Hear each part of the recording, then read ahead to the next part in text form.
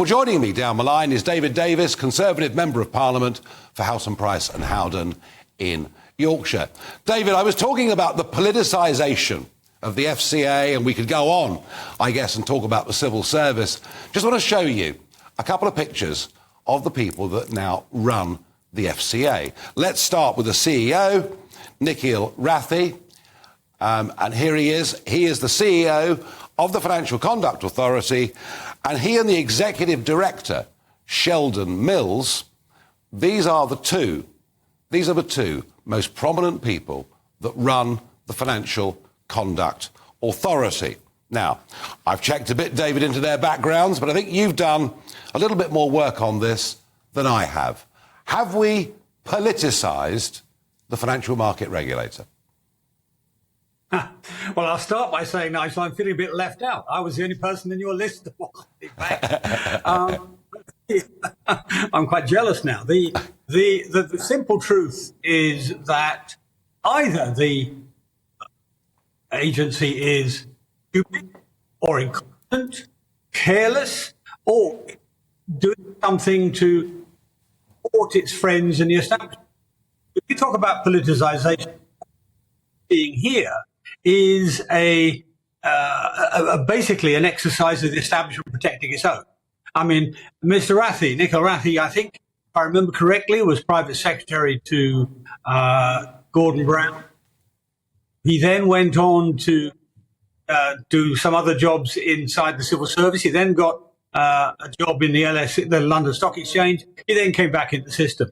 These jobs rotate amongst people who are the London establishment. And what you're seeing is the outcome of that. What you're seeing is, oh, well, you know, these are our people. We can't be too critical of them. I mean, it is inconceivable that any professional organisation could look at the facts with respect to you, Aaron Banks, all these other people, and say, well, there's nothing wrong here.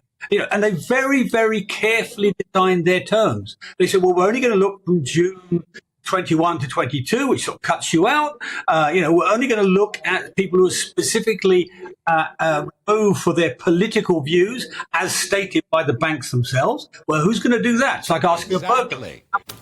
Exactly. They say to the banks, have you debanked anybody for political reasons? The banks say no, and they say that's okay.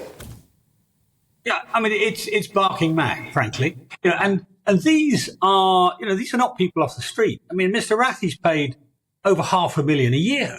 You know, his notional salary, I think, is about 455, but you add the package up, it's over $500,000. You know, he ought to be able, frankly, my country solicitor ought to be able to answer this question, and he's not paid $500,000 a year. So, these people ought to be on top of their job, and they're not. And the fact that they have failed in this way, and frankly today are effectively admitting they failed. I mean, they've been saying, oh, well, we didn't do this and we didn't do that, and we've got to come back to it. Sorry, too late. If you are the judge, jury, something like this, when you come out with a conclusion, it should stand up. It should not be, oh, well, this is just our view along the way.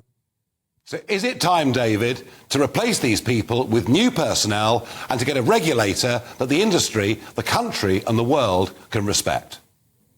Well, yes, it is, because several reasons. I mean, this is the latest of a series of failures by the FCA. I mean, FCA and its predecessor were useless in the 2008 crisis. They got the whole story wrong. In the LIBOR scandal, they basically convicted all the wrong people and yet again let off the bosses. I mean, if you look at that scandal, it was the juniors who got sacked. Nobody who was senior knew about it, let alone went to prison.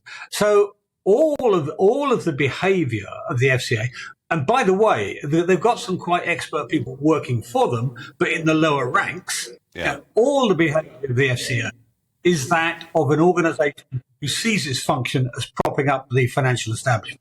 And that's the opposite reason for what it's there. No. So I'm afraid I agree. I think Mr. Farage his prospects, put it mildly, are dim. David Davis, plain spoken as ever. Thank you.